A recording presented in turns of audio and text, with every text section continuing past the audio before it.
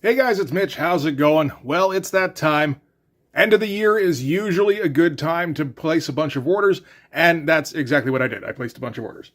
So this is going to be an extra long unboxing, so I might just split it up into two. I don't expect anybody to stick around for like longer than 45 minutes on an unboxing. Not in one go anyway. So we'll see how that goes, but in the meantime, we might as well open this thing up.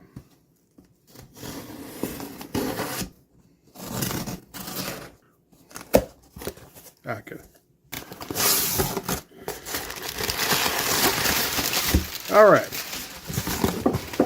All right, so this is actually two orders that arrived at the same time. What happened was I placed an order, and then like a week later, I found out that my comic shop was having a Black Friday sale. So in addition to having everything on sale, there were also a number of issues that were $1, and however many issues you bought, you would get a free comic on top of that. And some of those free comics, they looked like they had some kind of potential. So first we'll go through the original order that I had lined up for this. Starting with Sláine the Horned God #1. So this is very early Bisley, back in his Fleetway days. This is the kind of thing that got him popular. It kind of turned him into a rock star before he came over to North America. I have heard a few people saying that I need to check out Sláine. It was kind of on the list, and then somebody kind of explained what the deal was. It's like, well, people were excited about Sláine because it was like fantasy stuff that didn't have anything to do with Tolkien for once. It's all like Celtic and like actual British traditions and stuff. So yeah, that I think should be definitely worth going through. There's like 5 of these, but I think probably just the one we'll go over. Next is Faust. So I bought issues 1, 3, 4, and 5 of Faust. 1, 3, and 4 are all reprints. And 5's original, 2 you can't get in any way, shape, or form as far as I can tell. So Faust is, it's the definition of outlaw comics. It's all black and white. Extremely high line count, very big on rendering, very big on being as bloody and as gratuitous about nudity as possible. So not a book I could ever show on the channel. If you guys wanted to see it, I could do a video on this, although on Savage Dragon number 271, I think nobody wants to see me do something that I can't put up on the channel ever again. So if nothing else, it's something I can look over anyway. And I've got, Tim Vigil he's extremely good as a penciler and inker. His faces are weird, but that's okay. And he's extremely dedicated, where he'll just sit on a page forever and do all the noodling he needs to make sure it looks, yeah, there we go, there's some blood. Like, he's kind of an outlaw comics legend. Not that that's helped him in any way. Apparently, he doesn't make a whole lot of money doing this. But he doesn't seem to be able to do the regular superhero stuff, or just anything that would make real money without making it objectionable. Okay, so next up is a few. I've got Swamp Thing, issues 29, 30, 31, 34, and annual number 2. So this is the whole Arcane storyline. Or, most of it anyway. Some of the build-up I left out because it is kind of a subtle build-up. And there's a few issues in between that don't directly refer to the whole bit with Arcane, where they're just kind of, again, building tension. It's like, I kind of just want to get to the meat of the story, at least on the channel. I don't want to do 10 issues of Swamp Thing getting 85 views each, So this is all by Alan Moore, Steve Bissette, and John Totleben. This is, like, I had one Swamp Thing trade paperback when I was a kid, and that was Love and Death. And I read that quite a bit. And I would love to go over this story in detail, so I'm looking forward to these. Is this it is the Swamp Sex issue, okay. That's super visual. Okay. I was thinking, like, damn, I should have ordered that too. I didn't realize I actually did. Where it's all like a crazy LSD trip. I forgot I ordered that. Shit. The plan is to go over at least one of these with Jay. because Jay was kind of bugging me about it. And I'm like, oh, I don't know if I can order Swamp Thing issues, man. I got to go through so many of them, like this one, and this one, and this one. And I'm like clicking them in my cart as I say it. So we'll do at least one. I don't know if it should be the first one, maybe. Because, yeah, that's one that's all about increasing tension, where Arcane is just kind of weaseling his way in with Abigail.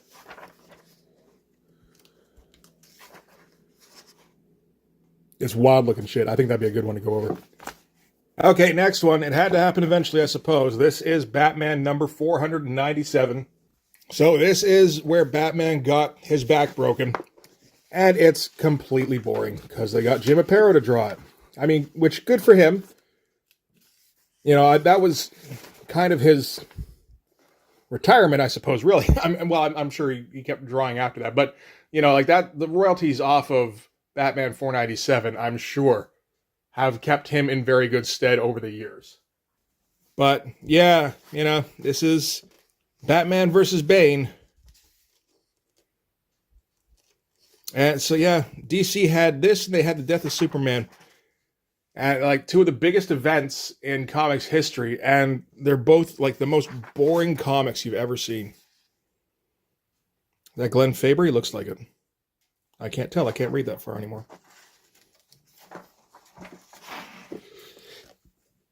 So, okay. We'll hit that at some point. And then after that, we might do Batman number 500. Why not? With the big, flashy Joe Quesada cover.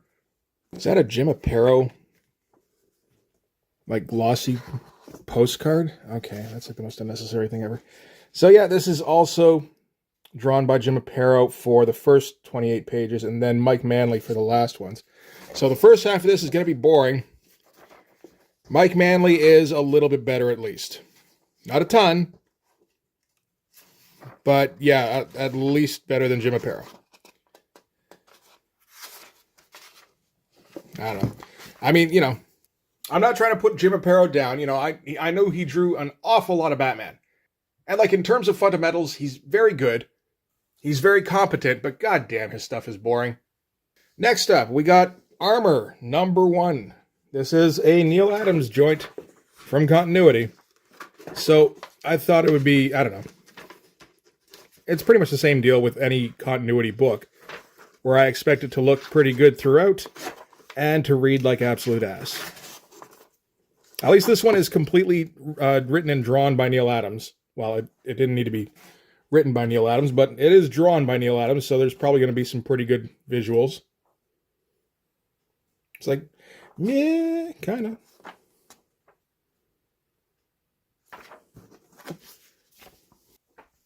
Next up, Atari Force number 2 by Jose Luis Garcia Lopez.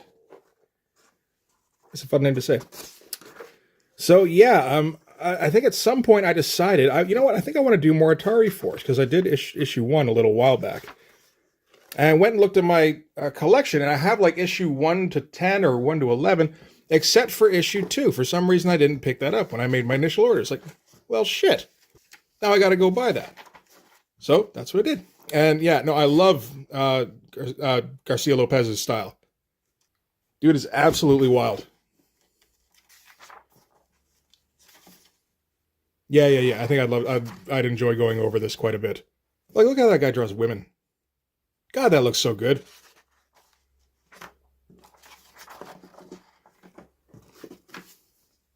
Next up, you want to talk about juxtaposition? We got Fantastic Four number 371. Boy, is that ever an iconic cover, eh? What the hell is going on with the logo? Is it oozing? Anyway, this is during the dead time at Marvel. This is December of 1992. They have very little in the way of like decent artists. This is Paul Ryan, who's like a house style guy through and through. His stuff is fine. That's about as much as you can say about it. But this, of course, is the infamous boob window issue, or it's the start of the boob window era for Sue Storm, which is like the last character who should ever have gotten like a skimpy revealing outfit. So I thought it might be fun to go over that. Is that the Puppet Master? I think it is. Man, they talked to the Puppet Master an awful lot in the early 90s. I guess he's, what is he? He's Alicia's dad or something? Oh, there's that boob window. That thing's so awful. So, yeah, I'll take a read through that and see if it's worth talking about. There's a very good chance it's not. But the fact it's Paul Ryan, I doubt anything's going to be, like, incompetent. It's just going to be like, why'd you do this? You know? I don't know if that's enough for a 20-minute video. Next up, Wolverine #1 Facsimile Edition. There's a few facsimiles in this, I think, by John Buscema and Chris Claremont. I'm sure I've read this, or I think I have. I don't know. Maybe not. I mean, I'll look it over. I don't know if it's something really that fits on the channel. I hate Marvel's facsimile editions. How they go with this glossy paper. It doesn't work with the colors at all. But you want to get these comics, what else are you going to do, right? What am I going to do? Buy Wolverine #1? I don't think so. We can go over it anyway. You know, it's Claremont and Buscema. I'm sure I could find a way to fit that in. Next up, okay, this is going to be a little different. This is Thieves and Kings #1. So, again, I don't know if this makes it to the channel. This is a comic I bought in, I want to say this was 95? 94, okay. This is a self-published comic that was created by Mark Oakley, who was a local Toronto guy.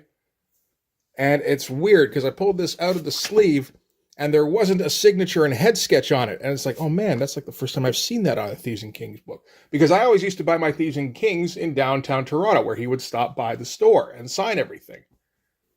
And it's kind of half like The Hobbit, and it's like kind of anime inspired in terms of the look. You can see there's a couple of shots he's got in mind here that look rather nice, and then the rest of the stuff, it's like, you didn't really know what to do there.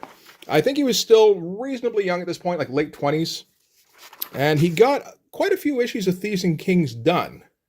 Like 48, which is nothing to sneeze at. Like, there's plenty of Marvel books that don't make it that far.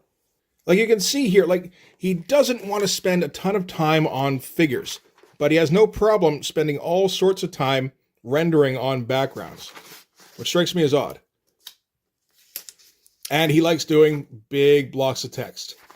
Mark Oakley was a big Cerebus reader in, I want to say, the late 80s, probably. And apparently he would write in, like, regularly, very long confessional-type letters. And, yeah, this was kind of the next thing he ended up putting out. I did end up meeting Mark Oakley once at a signing that I was also signing at, which was interesting, because they were just looking for local mini-comic guys. And Mark was, like, one of the big fish that they were able to... Yeah, Mark was friends with the guy who owned the store. So, I mean, I could see doing this as, like, just telling tales, you know, talking about the mid-90s in downtown Toronto, the indie scene there, that kind of thing. Because I guess I was kind of involved in that a little bit. And that's another one I might be able to rope Jay in on, because he was very much, you know, in that with me. Next up, we got X-Men Unlimited #1, which feels bigger than your average comic. Like wider and maybe a little taller. Oh man, it's that glossy paper again. But it's a #1. It's X-Men. It's by Chris Bachalo and Scott Lobdell. Ooh. But, I mean, a whole bunch of slightly... What the hell is going on here? Slightly oversized Chris Bachalo artwork. I'm okay with. This is pretty early on for Bachalo. I think this is 95. I always assume 95. 93, that is early. So he hasn't gone full Bachalo yet. Who's inking this? That's a good question. Dan Panosian. Oh. That's one of the reasons it doesn't look that great. It's an... Yeah, that's interesting, because his stuff looks very restrained. But again, he's very new at this point. So that might be worth going over. It might not be. Like, how long is that? 64? A lot of ads, at least. I don't know. Next up, we got something much more Bacalo, which is Generation X #1. So this is when he had started finding his style. We were still a ways off from Death, the High Cost of Living, and a further ways off from where he would be like 5-10 years later, where his stuff is like sometimes almost unreadable. It gets so like abstract. But I think this would be a good thing to go over. I really dig Chris Bacalo's style. You know, like it gets very cartoony sometimes. Man, they piled a bunch of extra shit in here, didn't they? I gotta wonder. I gotta look back on what Chris Bacalo did. Because, like, this is 94. Marvel is hurting for artists. And they're wasting Chris Bacalo on Generation Next. I guess they were trying to turn it into a big book. But you have books that should be big books in 94 that probably aren't. And, of course, super shiny cover. Gotta love that. And gatefold as well. I love that shit. Next up, we have Cable #1. Oh, no. The secrets revealed behind X-Force's mysterious leader. Oh, I think this is Fabian Nicieza. It is. And Art Thibert doing the pencils and inks. And his best Jim Lee impression. Oh, poor Art. Man, they wanted somebody to try and, you know, pick up the slack from Jim Lee as much as possible. This is May of 93, so this is almost a full year after Jim Lee's last work at Marvel. And, you know, like, he's trying, but, like, you know, I'm sure he's working off a couple of pages that he's got squirreled away. But goddamn. I think every once in a while I've checked in on Art Thibert too, and it's like, let's see if he's gotten better. It's like, well, he's not trying to draw like Jim Lee anymore. It's like, well, that's good. It's like, is he good now? It's like, well, I wouldn't go that far. He's a pretty good inker, though. Ugh. And just the amount of shit they piled on the cover for this thing. It's like foil, foil, foil, foil. Any more foil on the back? No. Weird. Next up, Invincible #1 facsimile edition. I mean, I never read Invincible. I watched the show, and it's pretty good. And, you know, I don't know. I could see, like, going over Invincible #1 as being kind of fun. Although, I don't know that there's a whole lot to critique. You know, I think everybody knows how the story goes now. And the art's, you know, it's pretty good. It's not incredible. Like, you know, they're not at Ryan Ottley yet. I mean, you know, definitely it gets pretty hyperkinetic sometimes, at least. But this is also, what's his name? Kirkman, who likes to go for a slow build. So I don't know. I might just hang on to that. Or, you know, I might do an episode. We'll see. Next up is Uncanny X-Men #267. So this is one I was missing. This, I think, is one of the best looking issues of Uncanny X-Men I have ever seen. This is Will Sportasio. It's billed as Homage Studios drawing this, I think. Let me find, where's the credits on this? Are they in the back? They might be in the back.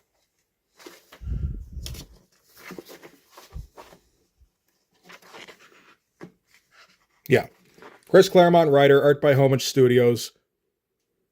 Yeah, but I don't know what exactly Jim Lee was meant to have done on this, because this is pure Portasio.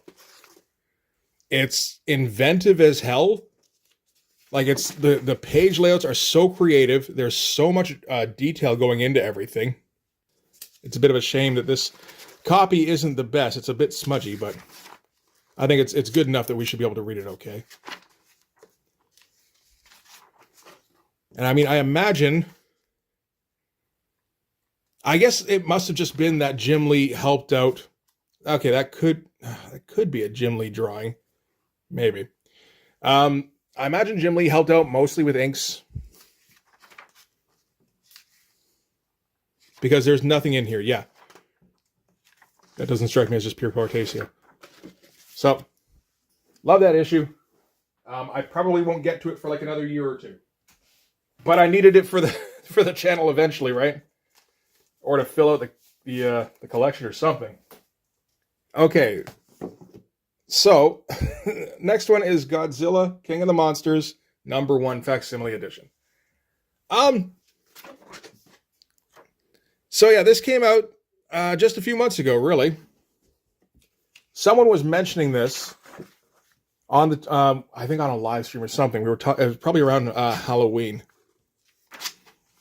about how much they dug the Godzilla comic. It's like, really? And I think, there might have been another comment in there somewhere as well. And say, okay, well, I mean, like, I can take a look through it and see if, like, maybe. And it's not a bad idea to have something in the wings for next Halloween, in case I, like, run out of stuff to talk about. I don't know if I would ever touch it before then. I gotta say, like, there's a lot of Trimpe fans out there. I don't 100% get it. So I'm probably seeing the wrong things. So I don't know. Like, it might turn into a video someday. Next up is Ms. Mystic #1. This is another Neal Adams thing, but this is before continuity. This is for PC. That looks very nice. So created and written by Neal Adams with the assistance of Mike Nasser. So I think essentially it's just going to be more continuity, where it looks great and it reads like ass. I mean, sooner or later, I'll probably figure out that these comics aren't worth going over. Maybe. I don't know. Next up is Tom Strong #1. So I finally got the copy I asked for. They did send it. Good for them. So that's another one I'm going to go over with Jay at some point.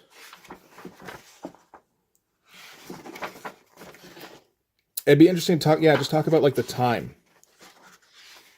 When ABC Comics was first starting, and it seemed like a huge deal.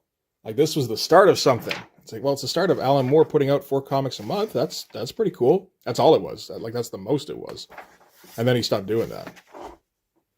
There was some wild comics for a while there. Next up, we got Radrex #1, which I've been looking through Mark Beecham recently, and I saw his name attached to this. I'm like, oh shit, Mark Beecham drew something. I should order that. It's cheap. And it's like, well, no, he didn't. He just did the cover. It's like, oh, well, is it worth going over? Like for the channel? It's like, no, not really.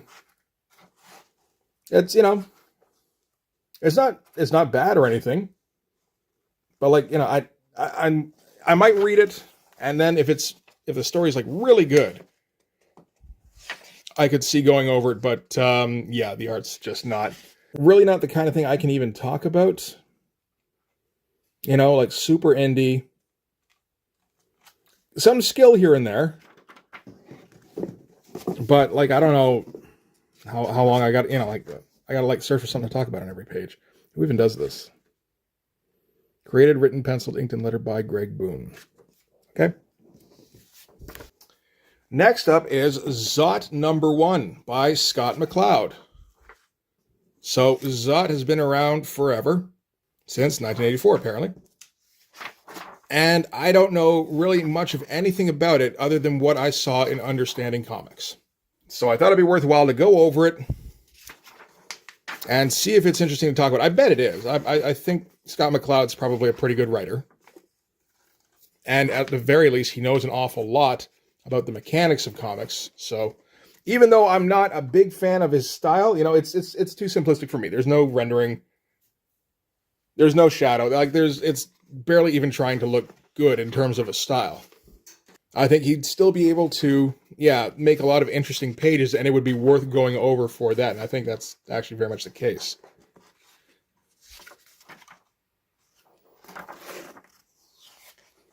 Yeah, so I think that'll be interesting to check out. Next up is Wolverine #88 and 89. So they recently put out a facsimile of this because this is the first time Wolverine and Deadpool fought, which is stupid. How do you sell out of that? How does that end up being worth money? And these are noteworthy because these are largely cribbed from Jim Lee. And like directly. The first part of this first issue is mostly drawn by Adam Kubert. It's fine. That looks very Kubert-y.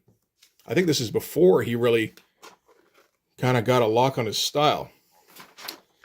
And then this guy, Fabio Laguna, takes over. Where is it? You can probably tell when it happens. There we go.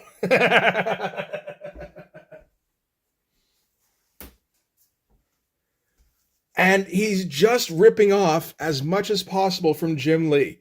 Zealot from Wildcats #1. Psylocke from, I want to say, X-Men #1.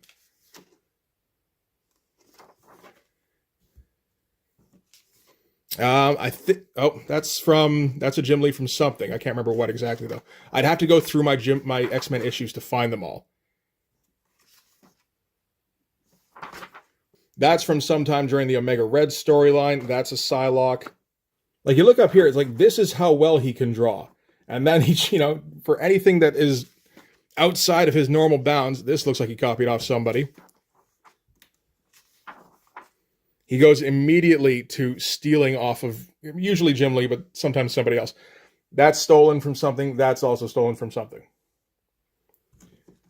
And, oh shit, it keeps going too, eh? Also, I want to say that's... He likes using Psylocke. Psylocke doesn't have a lot of paraphernalia, so easy to copy off of. And from what I remember, issue 89 is even worse. Nothing on the... that is something. I was going to say nothing on the first page. No, I recognize that one. I don't think anything here. Obviously cribbed from Mark Teixeira. Also, obviously cribbed from Mark Teixeira. Like, this is just for anybody who isn't familiar with these comics. I'm sure this... I don't think Fabio Laguna stuck around in comics for very long. And I still don't understand whatever made him think that he could get away with this. And I mean, except that he did, right?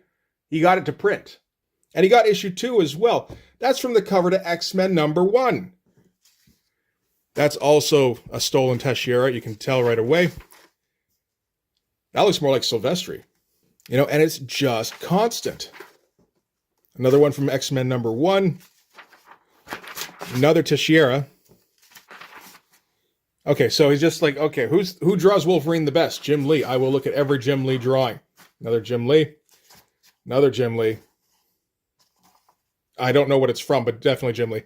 And who draws Teixeira the best? Another one he stole, I think, from Uncanny #276. So you pick the guy who draws Ghost Rider the best, which is Teixeira. Okay, we're going to steal everything from Teixeira. Look how he draws Ghost Rider without having something directly to reference.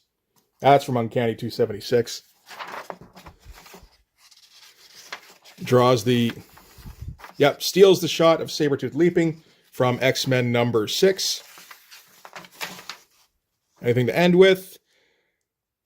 Is that the shot again? Maybe. I think that might be the bit where he's crouching. Either the cover or when they first reveal him. It's like almost every page has him stealing something. So, as I said, this is for whoever isn't already aware of this. I'm sure most people who would watch my videos would be familiar with this. And I imagine wherever Fabio Laguna is now, he probably doesn't ever want to get those issues brought up again. But, some things you just can't let go. Or I can't anyway. And so we got a couple things left. We got Siphons, issues 1 through 3. So these are by Mark Beecham. So I'm going to have to take a look through and make sure there's no actual porn. I don't think there is. There's going to be a lot of women bending over, though. Because Mark Beecham is an incredible artist who believes that superhero comics are erotic and should be drawn so. So his women all wear thongs. They do a lot of bending over. They do a lot of exposing of their hip bones. He's got a thing about hip bones. I don't know. I think this is safe, at least for YouTube. And it's definitely worth going over his stuff. Mark Beecham is a guy that I have heard very little about until recently when I started to look into him. And he seems like a fascinating dude who, like, you know, can draw better than most guys out there. See, there's those hip bones. Jesus Christ. It's just that, like, he's a little hung up on ass, man. Like, aren't we all? But, you know, we don't try to all incorporate it into our day-to-day work. It's a little difficult at the insurance office, though, I'll grant you that. So, yeah, I think I can get away with using those. Because more people need to know who Mark Beecham is, I think. Oh, and this is the cover to issue 3. That might get me a few views if I do a video on that one. Use that as the thumbnail? Could be. Could also get me the wrong kind of attention, so I'm not sure if it's worth it. Okay, so last thing I got was an issue of Eerie Magazine. This is number 58. Wow, that is old now. I guess this absorbed all the red ink. Yeah, for like the first couple of pages. That's crazy. But this is in the wake of the Bernie Wrightson Master of the Macabre issue that I went over around Halloween. And it's like, why don't we pick up an issue of Eerie and go through that at some point? Because it'll have the original version of at least one of the, because I made sure to get one with a Bernie Wrightson story. Most of them are not affordable. This one was $10, which is like, okay, I can live with that. But in addition to that, it'll have stuff by other guys who are maybe not, you know, like not comparable, but who are also in very high esteem. Sometimes they are comparable. So we got our Esteban Maroto. You know, I'm not familiar, but yeah, I can dig it. Got Leopold Sanchez. Very interesting. Very, like, a lot of shadow. That does not look bad at all. This is definitely worth going over for the channel. That's the one. Okay, so this is the one with the Pepper Lake monster. So we're going to see all this shit in glorious black and white, as it was meant to be. Or as Bernie Wrightson intended it, at least.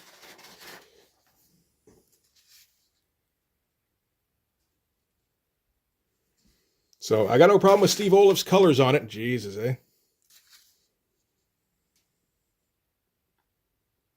But it would be nice to see just the black and white. That seems pretty wild to me. What else is in here? Do we got any Richard Corbin? Here's some Richard Corbin in color. I didn't know they had color pieces. That's some crazy stuff. What else we got?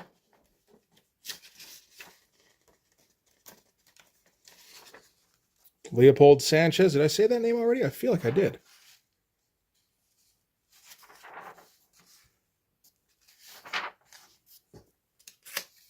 Yeah, that's interesting too. I like the differentiation with all the different styles you get in these. Like reasonably short stories. Where'd it go? We got Transformation, eh? That's pretty friggin' wild. Do we have enough room for one more? I think so. John Severin? Isidro Monez. Okay. Only saw it for like a glimpse. Yeah, all these Spanish artists are wild. All of them. Every Spanish artist. It just blows your mind. So that could be a particularly long issue. Oh, maybe it's not stained. Maybe it's just that's the color of those particular. Oh, there's the red on the back too. Who knows then? Yeah, it would have to be a particularly long episode, but yeah, I could definitely go over that for the channel one time. That'd be pretty great. All right, I'm going to take a break here, and then we'll come back with part 2. I might put that up in a few days or maybe a week or two. All right, see you soon.